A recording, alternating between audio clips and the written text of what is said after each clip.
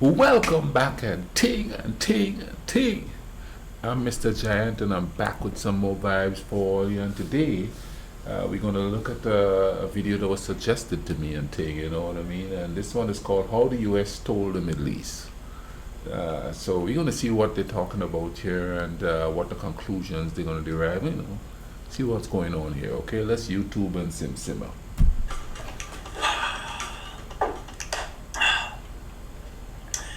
The Middle East, the part of Asia that Europeans see as the middle of what they see as the East.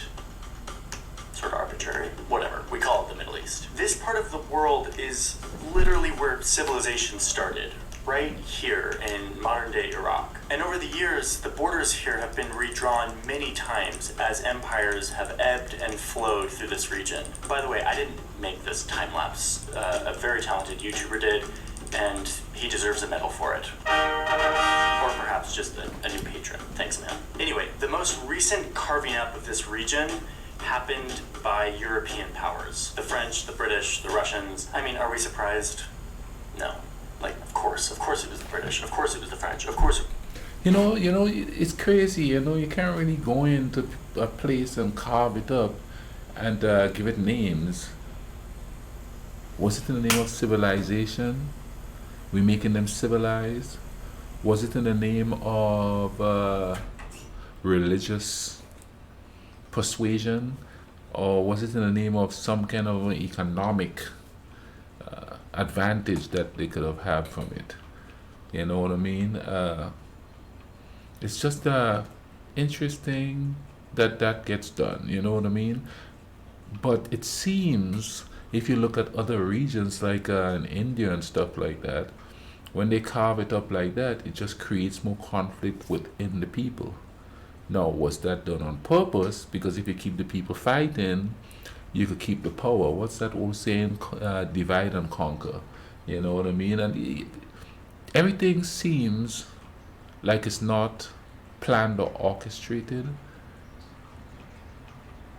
But is it, or is it just coincidence that things turned out the way they turned out in favor of those who divide up the land and stuff like that? Let's keep going. It was Europeans, of course. The lines they drew didn't really take into account language or ethnicity or regional identity. They just sort of sliced it all up amongst themselves and said, these are our new regions of power in the Middle East. Eventually, those European powers left, but the lines they drew stuck around and became the skeleton for what the borders look like today. And this is where our story starts. In the 1930s, here in the modern Middle East. At this point, across the ocean, there was this growing superpower that had spent the last century moving west, taking over this whole continent and beyond, deep into the Pacific Ocean. We've talked about that a bit.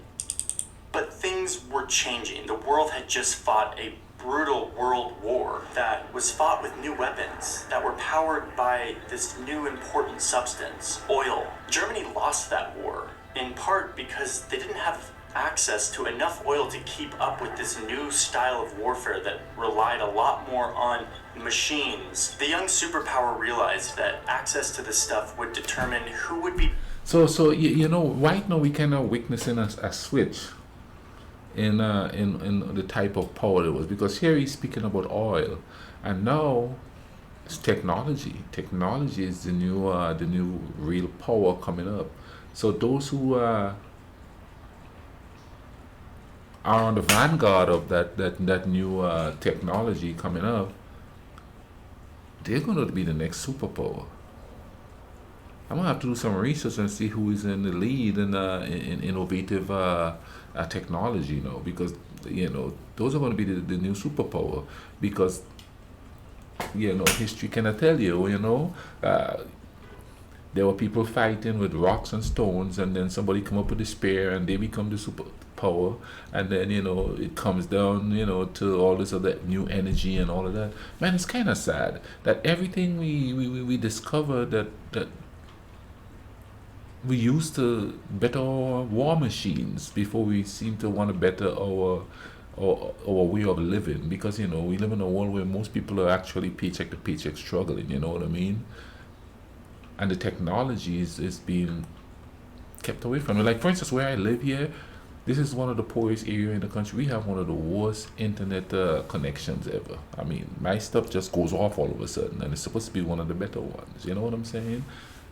I had an argument with my son one time, and he was talking about, look, they went to the moon and thing. You know what I mean? And look at all the technology that we're using, that we gained from them going to the moon and doing all that research to get there. And I was like, but is it progress though?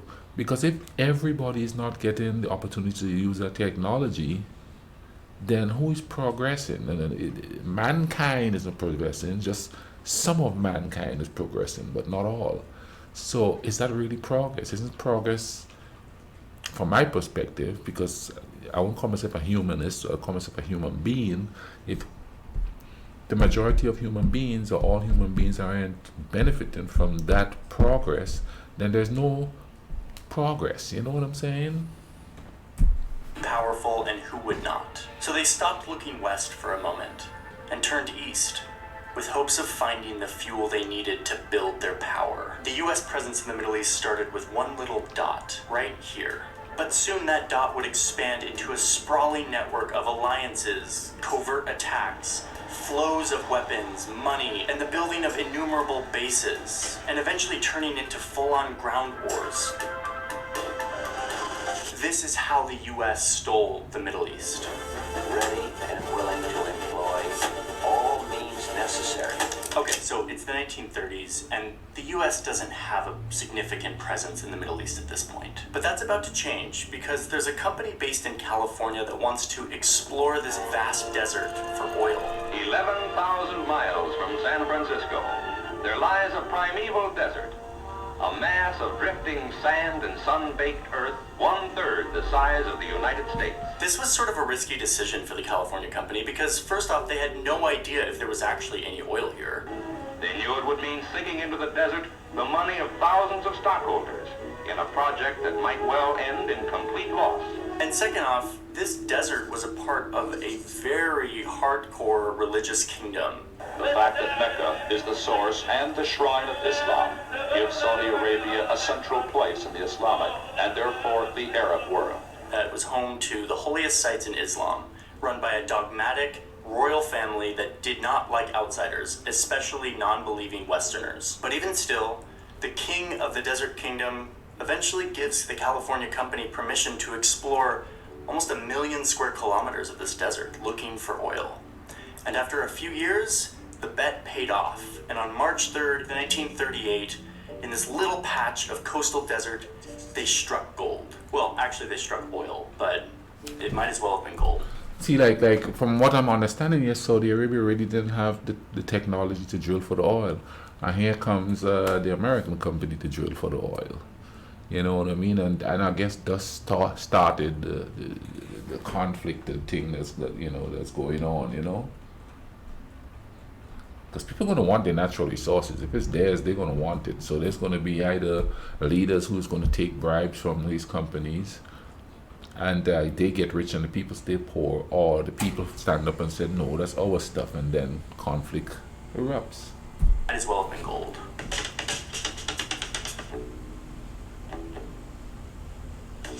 So throughout the 30s and 40s, American oil executives, workers, and their families started flocking to the Middle East, establishing the first significant American presence in the region. They set up little cities around the oil operation that were little slices of America, full of the deepest sinful behavior, like allowing women to drive and the consumption of alcohol. Here's another American colony, complete with air-conditioned houses, 2 hospitals, and an outdoor movie theater.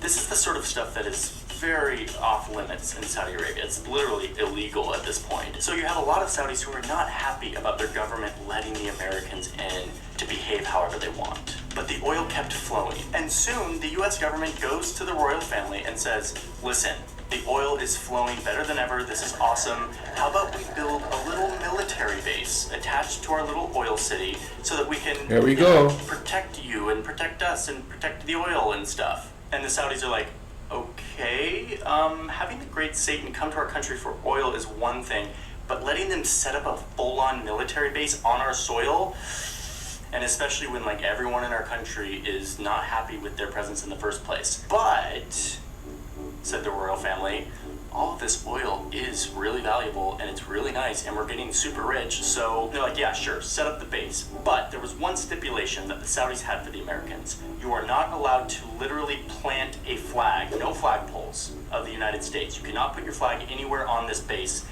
Instead, you can put a little plaque on the side of the building so that your flag is not literally on our soil. And that was the deal. And that's exactly what happened. The US sets up its first military operation in the Middle East in the form of a landing strip that is right next to this oil field. Okay, so all of this infrastructure that the Americans were building required someone to build it. They needed a construction company. And there was one construction company that the Americans really liked that helped them build their oil city and their base. This company was founded and run by a guy named Mohammed. Now listen, do you think I'm really giving you the backstory on the construction company that built the air base in the oil city just because that's interesting and I like to talk about construction? No, this is actually very relevant to the story, and you will see why very soon. So the Americans and the Saudis are having this forbidden oil bromance, and it's going really well, and they are just, the oil is flowing, everyone's getting rich, and meanwhile, the rest of the Middle East is looking at Saudi Arabia and they're like, dude, WTF, why are you like in bed with America? And like, why are you letting them set up a landing strip in your country? And the Saudi royals are like, do you realize how rich we're getting right now? Like, if you were in our position, you would do the same thing, Egypt. Okay, so it's the 1950s, and let's get back to Mohammed, the construction guy. His company, by this point, is thriving. The American presence in oil land is just exploding, and he is building all of the stuff for it. And so this guy is just has a giant business. And he starts to have children. Well, in fact, he had a lot of children, like 54 children, because he had 22 wives, because that is a thing in Saudi Arabia to this day. Anyway, the point is, one of Mohammed's... Who would want 22 wives? Come on, no, that's just ridiculous. I'm single, I'd barely able to deal with one. 22 wives, you know what I mean? But I guess if you have total control of the situation, yeah, 22 wives would be, you know, cool, you know. And I guess he's got total control of the situation. He's the alpha male, you know, and whatever he says goes, you know what I mean? But if you're sort of, and I wouldn't want to call it liberal, but if you're sort of the dude who, you know, think there's a certain amount of equality between men and women, that wouldn't work for you at all, you know what I mean? Because you'll have several women in there who are like, you know, liberal thinking women, you know, for lack of a better term, because I don't call it liberal, I call it human. You'll notice me say that a lot. I don't call stuff liberal or conservative, I call it human, because each sides have things that work and things that don't work. And some things are just intrinsically human as far as I'm concerned, like being a good person. I think that's human. Wives, because that is a thing in Saudi Arabia to this day. Anyway, the point is, one of Mohammed's sons is named Osama.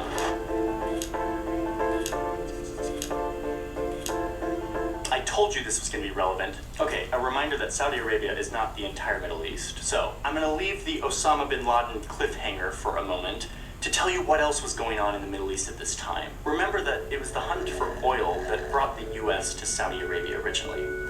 But now, in the 50s and 60s, there was a new reason for the US to think about the Middle East. And that reason is because there's another big superpower that has nuclear weapons, called the Soviet Union, who is coming into the region and saying to everyone, come join Team Communism. And the US is like, hold my beer.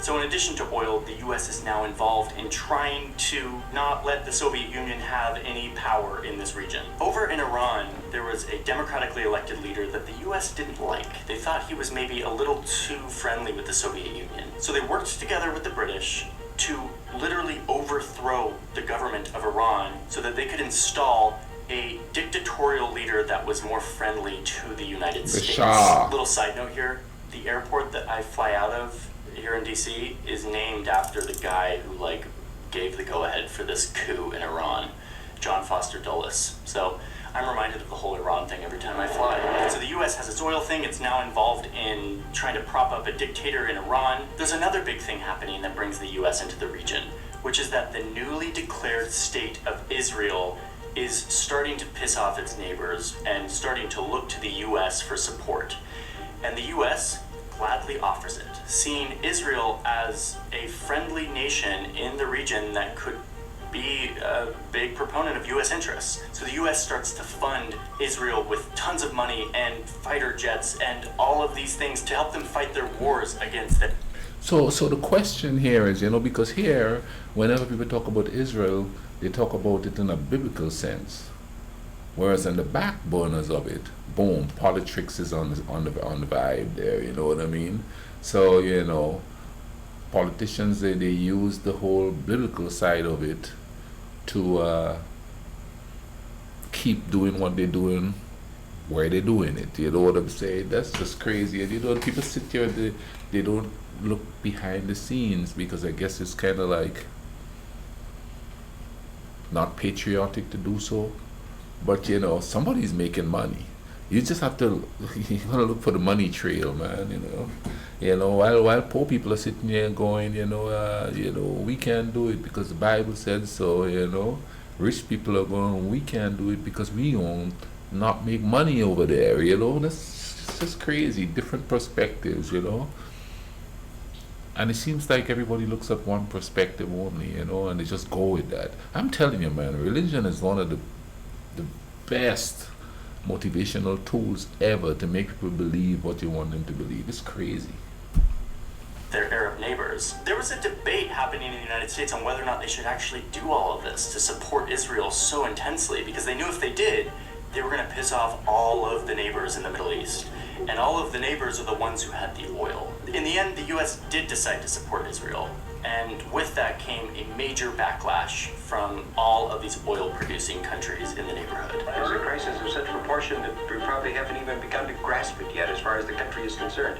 Scenes like this are becoming all too common on both sides of the Atlantic. But for America, they are more ominous. They tell the Arabs that their oil weapon is wounding America, the country that supports and supplies their enemy Israel. Eventually, this backlash against supporting Israel kind of calmed down. There was some peace talks. And anyway, let's get back to Mohammed, the construction guy, and his son Osama, because this is where it really starts to heat up. And it is this world of religious authority and deeply rooted traditions that is now being challenged by the wealth of oil and the Western invasion it has brought. So it's now the 70s, and Mohammed bin Laden, the construction guy, is now insanely rich. His construction company is giant, his 54 children are also rich, and his son Osama is growing up and is in his 20s and is looking around at all of this stuff happening in Iran and in Israel and is starting to feel really uncomfortable with the notion of his family being so supportive of American presence in the Middle East and his government, this religious kingdom, home of Mecca and Medina, being so okay with the US so embedded in the Middle East at this point. These are ancient, holy lands. Why is my government and my family supporting this great Satan superpower coming in and becoming so involved in the Middle East? So bin Laden sets out on a lifelong quest to fight back against these superpowers, not just the US, but also the Soviet Union, invading the Middle East. He heads to Afghanistan, where the Soviet Union is invading Afghanistan, trying to take it over. Bin Laden wants to fight back. By the way, the same year, in Iran, that dictator that the US put in gets overthrown in a giant religious revolution. I distinctly remember that. So if you're older, do you remember where you were when that happened? I was back on the island. And I do believe I was still in school when that happened, and I remember getting home and watching the news. Some weird times. I distinctly remember that. A giant religious revolution that gets rid of the old dictator that the US liked and puts in a religious government headed by this guy, Ayatollah Khomeini. This new government takes a bunch of Americans hostage and starts off hating the United States. And I mean, can you blame them? If someone overthrew the person I elected, I would be pretty pissed too. So anyway, back to bin Laden. He arrives to Afghanistan with a few things. Number one, a bunch of money. Remember, his family's like super rich. He also comes with construction infrastructure because he's like a construction guy. Like his family knows construction and infrastructure building. But most importantly, he comes with an obsessive dedication to fighting back against any superpower that is invading the Middle East. So Osama joins in with all of these rebel fighters who are fighting back against the Soviet Union. And they fight a Mujahideen. long, brutal war. By the way, the US was secretly loving this, loving that the Soviet Union was getting like beat back by these like rebel fighters. So they end up sending loads of weapons and money and support to these fighters, something that will come back to bite them a few decades later. Eventually, Osama and the Afghan fighters beat back the Soviet Union. It was 10. I know some may say that that's one of the things that sort of followed the economic collapse of the Soviet Union. The millions of dollars they spend fighting in Afghanistan. Some may say, I've heard that opinion put forth before. So, that's kind of interesting. Brutal years of war, and by the end, these fighters were battle-hardened. Osama was now completely dedicated to his cause of fighting back against superpowers who were coming into the Middle East. So he returns back to Saudi Arabia, where he starts raising money and awareness for his new group that he started while he was in Afghanistan. It's called Al-Qaeda, and the mission of the group is to protect Islam through violently striking back against big superpowers coming into the Middle East. And Saudi Arabia's like, Osama, like, do you have to do this, dude? Do you realize how rich we're getting? Like, Saudi princes are living on yachts in the south of France and, like, flying in their private jets. And they're like, dude, chill. Like, it's fine. We get it. We don't like the United States. But, like, can you, like, maybe chill? Our partnership with the United States is actually turning out to be really great. And I know, yeah, they're really into Israel and they're really bad and everything. But, like, they buy our oil and they give us weapons. And we're, like, doing just fine over here. Osama doesn't chill, and the Saudi government eventually takes away his passport, not letting him leave, and told him to hush up with all the anti-American holy war talk. So Osama finds another plan to maybe win back the heart of the royals. Saudi Arabia has a next-door neighbor named Iraq, who is run by Saddam Hussein, who Osama sees as a really bad Muslim, totally secular and brutal, and he's just like not a good guy. Saddam is also cashing in on the oil boom. He's building big palaces and statues of himself all over the country. Oh yeah, and he also used the oil money to build a giant army, like the fourth biggest in the world. With this massive army, Saddam decided that he could maybe multiply his oil reserves if he popped down to invade this little tiny country of Kuwait, where there's also loads of oil. This sort of freaked the Saudis out. If Saddam, with his giant army, could grab Kuwait, what would stop him from marching right across this desert into Saudi Arabia?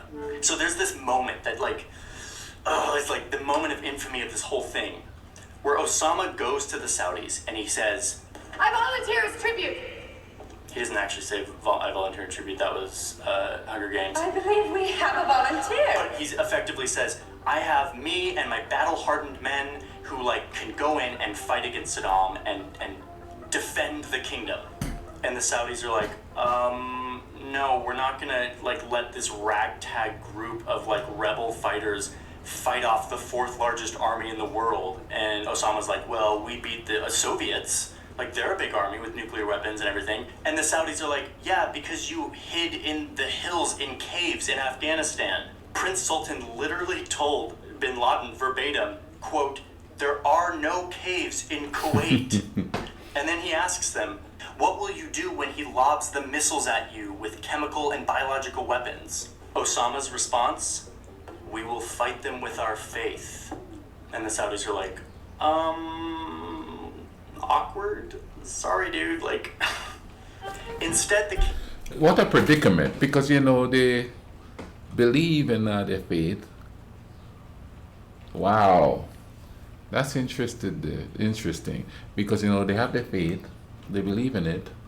He's saying they're going to fight with their faith, but they are going, I don't know about that. That's just crazy. You know what I mean? did they lose some of their faith because of the money coming in? I mean, I ain't trying to step on nobody's toes by asking that. That's just a question. Did they lose some of their faith with all the money coming in? You know what I mean? Or are they so comfortable with the amount of money they have coming in? They really don't want to ruffle any feathers or anything like that. But interesting question. King met with somebody else that he thought would make a much better fit than Bin Laden and his faith fighters. Dick Cheney had flown to Saudi Arabia the day after Saddam had invaded Kuwait. At this point, the bromance between the US and Saudi Arabia had cooled a little bit, as Saudi had gotten more and more flack for being in bed with the US. But even despite this, he told Cheney to come with as much force and as quickly as he could. And that is exactly what Dick Cheney did. Ready and willing to employ all means necessary. The US went insane here. They recruited 37 other countries, and then they sent more firepower in terms of ships and bombers and troops and all this stuff that you and I could ever imagine. It was insanity. And they totally crushed Saddam. Within a few weeks, they had pushed Saddam back and completely won over the hearts of the royals. The bromance is back in business. So now you have these Saudis that are beaming at the Americans for helping them fight off Saddam. And you have a bunch of bases that the US set up to mount this attack. Way more than before. The US came with all of this firepower and manpower and bases and artillery, and then they just sort of never left. Something that really pissed off a lot of Saudis who were very uncomfortable with US. They saw the opportunity to beef up, man. Beef up they did, boy. Wow. Presence to begin with. But the guy who was most pissed off than anyone in the Middle East at this point, Osama bin Laden, who had not only been rejected by his own country, but then who got chosen instead? But the great Satan, the United States, a power that Osama had built his entire life fighting against. So Osama bin Laden starts to double down on his original mission. He leaves Saudi Arabia and begins coordinating very precise attacks that could really only be coordinated by a guy who was good at technical details of a construction company and who had lots of money to fund it. He carries out attacks against the United States all around the world. And by the late 90s, he starts planning the attack that would change our world forever.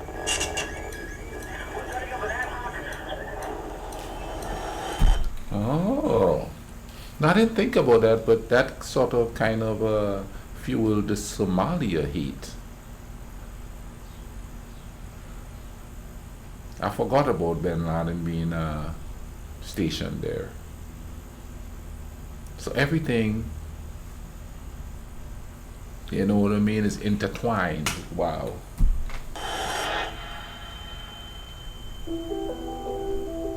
So this is just the first half of the story. What happens next is something that we're all kind of familiar with.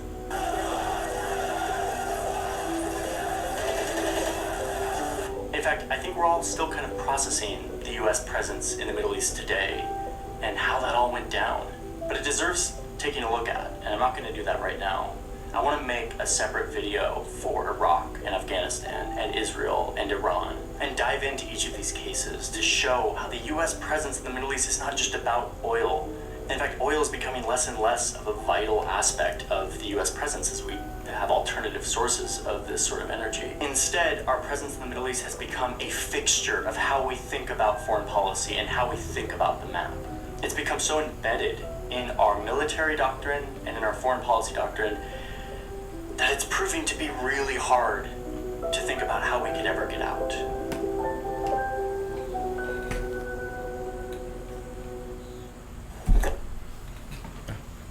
And especially when you throw religion in the mix and you have two of the biggest religions fighting. And listen, man, don't knock nobody religion. You believe in what you're going to believe. What I believe is that we're all human and we should, chill out and enjoy each other. Simplistic, but hey, sometimes simple things is what we need to solve situations, you know what I mean? Even in everyday situations, you know, the simplest things would solve the situation, you know? And whenever you talk about stuff like that, you have to be careful. Everybody's so sensitive anymore. You say the simplest things, you say something that seems logical. I remember I was talking about the Palestinians and the Israelites, and this is my quote verbatim. They should stop killing each other.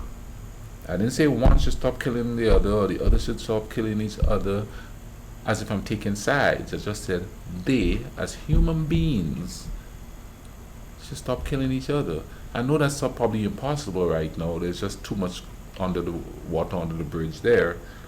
But one guy got really upset with me because I said that he called me anti-Semitic and he blocked me, and this is somebody I've known for years. And I'm like, dude, I wasn't saying that anybody's right or anybody's wrong. I just said the killing should stop, which is what every human being should think of. That humans should stop killing humans. But no, man, dude got really mad at me, cussed me out, you know. Recently he's starting to say hi to me again, but you know, I don't need to kill a negative energy upon the seed, you know what I mean? When I'm talking about, you know, stopping the death and he get upset because he thought I was being anti this or anti that. I'm just anti human beings dying, period. You know, unless it's for old age or, you know, sickness or something, not at the hands of others for certain reasons, you know what I mean? But anyway, y'all take care of each other, alright? I'll leave a link in the description for this video. Go on there and check it out, and check out this channel and see what else they have concerning this or whatever else that they have on there. I haven't really checked out the channel, but I will, because this was quite interesting. But like I said, man, y'all take care of each other, alright? Cool runnings.